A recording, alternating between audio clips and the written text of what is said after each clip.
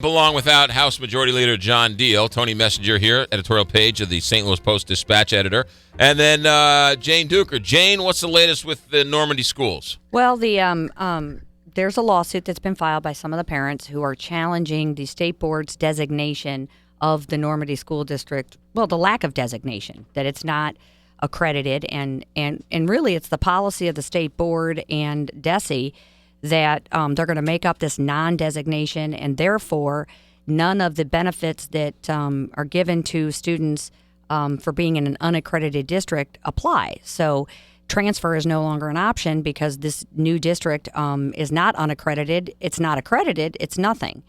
And so I think that there's a lot of people who think that there's significant legal problems with that because the statutes don't contemplate that you have a district that has no designation. You're either accredited or you're not. So if you don't carry the accredited status, you are unaccredited. And I understand what the board is trying to do because, you know, we've had a lack of a legislative response and a valid one, a decent one, one that's workable. So, you know, therefore, they're trying to fill in the gaps where there are, you know, gaping holes left by the legislature. But the problem is and this is where I've always been on the issue, I understand from a long-term policy, we cannot bust these kids. We have to educate kids near their homes, and we have a duty to provide a good education for these kids. All right, well, let me redirect you for a second before we get to Tony Messenger. This is the same as the horse-drawn carriage story. It's a regulator who just arbitrarily decides the law has been changed, even though no law has been changed. Correct. They didn't pass a law saying no more horse-drawn carriages. This woman just arbitrarily decides we need to do away with this. Correct. Whereas this DESE organization, this DESE... Department of Elementary and Secondary Education. Right, this just decides, just arbitrarily makes up and decide. No laws changed. And 1 year the kids are allowed to transfer, and now they're not allowed to transfer. Well, and they're casualties. That's what Mike Jones called them. They're casualties. Real quick on what you said, McGraw, that's not entirely true. And you do have a Board of Education, right? They made the call. Which is a government body, which is directed by law to do certain things related to education. And I think within reason, considering the complete lack of direction from the legislature, both this session and previous sessions, that's the one place Jane and I completely agree. They're the real villain here in terms of not getting this done in a reasonable way. The Board of Education is trying to operate within the parameters of the law that they can. They are doing some arbitrary things, I agree, but where I think one of the things Jane misstated is they didn't just say no transfers. What the Board of Education is trying to do is create an opportunity so the highest number of kids who were allowed to transfer last year are still allowed to transfer this year. And their option was better than the legislative option in terms of the number of kids who had a realistic chance to transfer. The difficulty now is that some of the school districts have decided we're not going to play ball with the Board of Education. Several other school districts, Clayton, Ladue, Parkway, have said, you know what, we're going to honor this and allow those kids to transfer. So now what you have is this Rex Sinquefield-funded lawsuit, which let's call it what it is, that is trying to do what Rex has been trying to do the whole time, which is create chaos.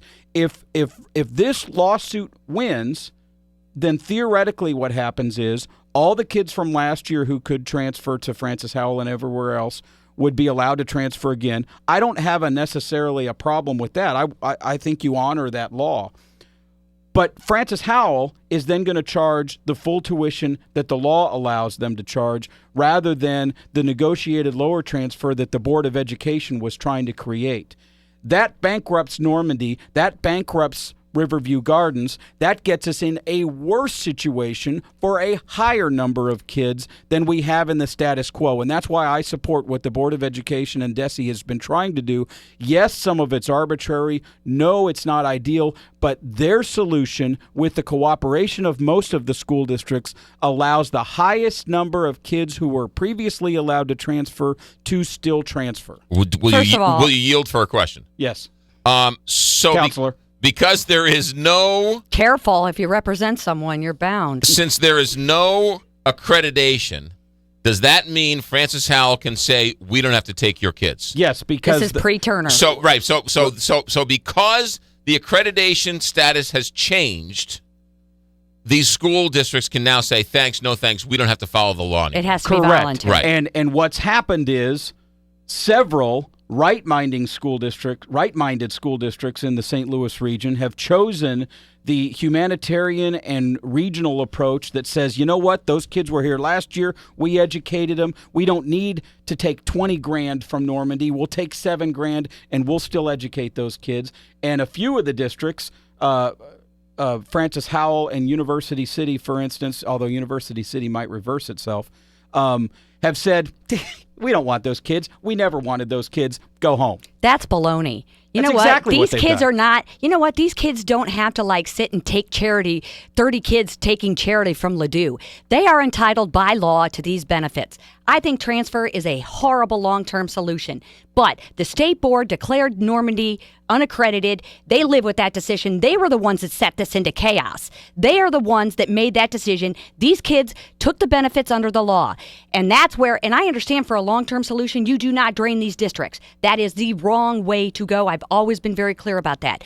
But this is the bottom line. These kids made tough decisions. They did it. They're entitled to it. They don't have to beg for charity from Ladue and U City. They're entitled under the law to have it, and it's disrespectful. And frankly, I think it's offensive to say, oh, you know, take your charity and hopefully some of these Suburbans will take you. First of all, and with regard to the Suburbans, you know, it's very clear that the state board has abandoned the idea of transfers. Amen. I agree. Transfers are crap. But the problem is they started this debacle. So what they need to do the legislature is started the debacle. No, the legislature absolutely started the debacle state by board not decided, fixing the transfer law they're not after fixing the Turner education decision. But the unaccredited decision by the state board is what started all this because they wanted to try to get some statutes done. I understand it didn't work out well. So what you need to do is you need to fix it.